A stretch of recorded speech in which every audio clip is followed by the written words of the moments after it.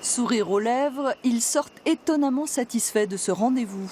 Les représentants des agriculteurs du Gers ont apprécié que le Premier ministre en vacances leur accorde un peu de son temps et de son attention.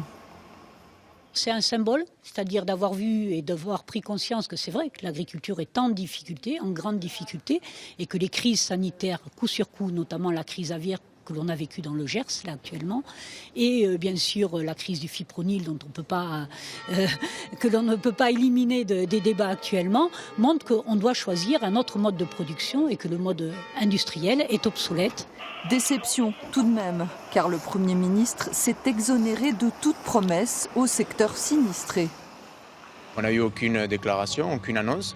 Il nous a précisé quand même que tant que les états généraux de l'alimentation n'étaient pas clos, on n'aurait aucune annonce. Il a conclu son propos en nous expliquant qu'en tant que maire, s'il pouvait nous donner un conseil, c'est d'être positif.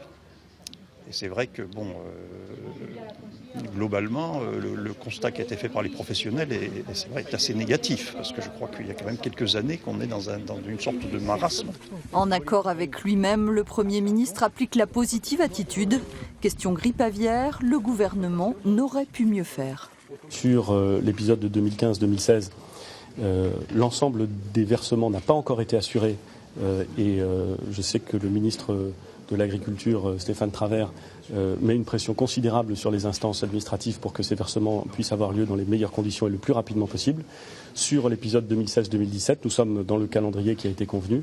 Je veux dire que là encore, l'État a été, je crois, sinon parfait, qu'il est vraiment, au moins à la hauteur des enjeux considérables pour cette filière qui était menacée par ces deux événements. Et pour clore la démonstration, la visite s'achève chez un vigneron fabricant d'Armagnac, un secteur des plus florissants. Bon, il n'est pas brûlant, c'est très important. Donc ce côté, ce feu qui a complètement disparu, il est doux.